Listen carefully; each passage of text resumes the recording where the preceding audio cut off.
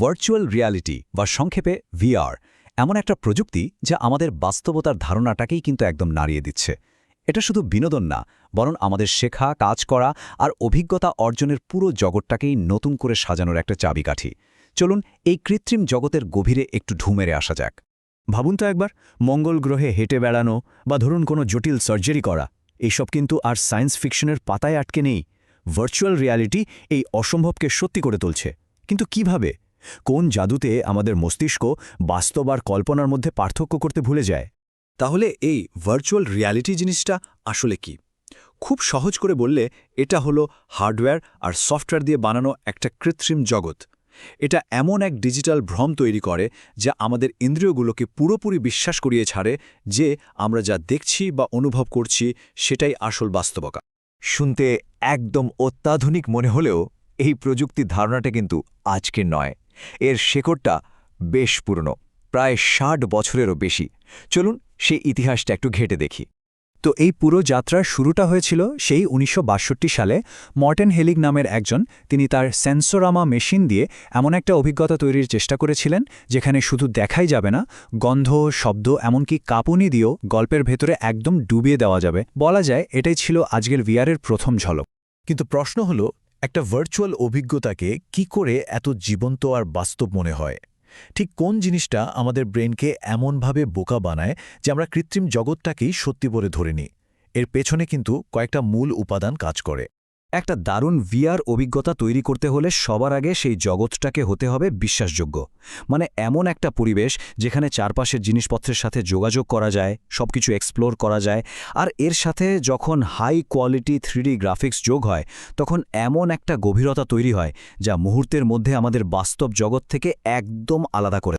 তো এই ভার্চুয়াল জগতে ঢুকতে গেলে কিছু বিশেষ যন্ত্রপাতির দরকার হয়।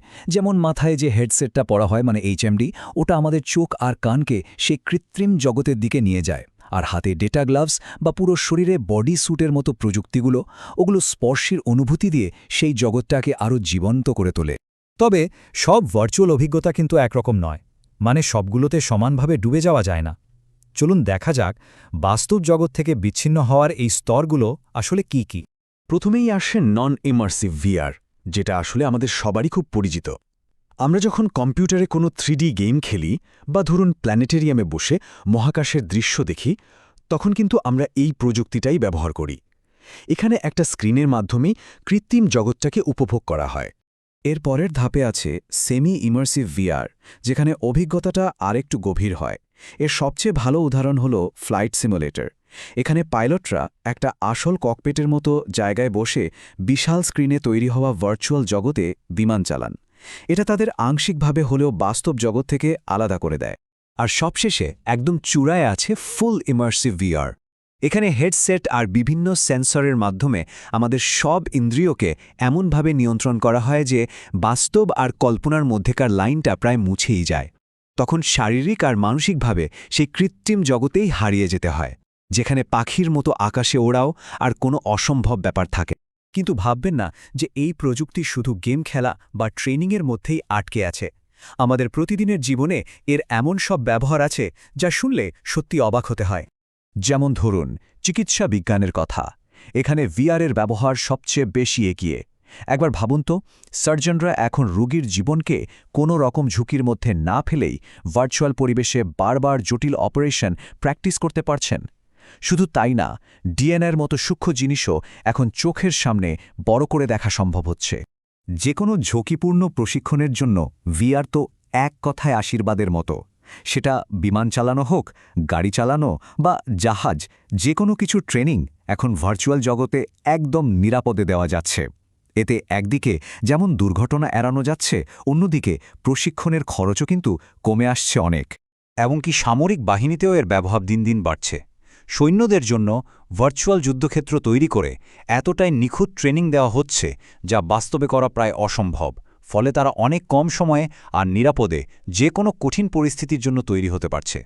আর এখানেই শেষ না, শিক্ষা, ব্যবসা, বিনোদন থেকে শুরু করে মহাকাশ গবেষণা পর্যন্ত এমন কোনো ফিল্ড নেই যেখানে ভিআর তার ছাপ ফেলছে না। জটিল বিজ্ঞানকে সহজ করে তোলা থেকে শুরু করে নতুন পণ্যের ডিজাইন, সবকিছুই বদলে দিচ্ছে এই অসাধারণ প্রযুক্তি। কিন্তু আমরা জানি প্রত্যেকটা শক্তিশালী প্রযুক্তিরই একটা ভালো আর একটা মন্দ দিক থাকে, ঠিক যেন একটা কয়েনের এপিঠ-ওপিঠ। ভার্চুয়াল রিয়ালিটিও এর বাইরে নয়। এর অসাধারণ সম্ভাবনার পাশাপাশি কিন্তু কিছু ভাবনার বিষয়ও আছে। তাহলে ব্যাপারটা কি দাঁড়ালো? একদিকে ভিআর যেমন শিক্ষাকে অনেক আকর্ষণীয় করে তুলছে, ঝুঁকিপূর্ণ কাজকে নিরাপদ বানাচ্ছে, ঠিক তেমনি অন্যদিকে এর প্রতি অতিরিক্ত আসক্তি, স্বাস্থ্য ঝুঁকি, এমনকি এর দামের কারণে সমাজে একটা ডিজিটাল বৈষম্য তৈরির আশঙ্কাও কিন্তু থেকে যাচ্ছে। আর এই সবকিছু মিলিয়েই জন্ম নিচ্ছে সবচেয়ে বড় প্রশ্নটা। প্রযুক্তি যত উন্নত হতে থাকবে, বাস্তব আর কল্পনার জগতও ততই একে অপরের সাথে মিশে যাবে। তখন ভবিষ্যতে আমরা এই দুটোর মধ্যে সীমারেখাটা টানব কিভাবে? এটা কিন্তু আমাদের সবার জন্যই একটা বড় ভাবনার বিষয়।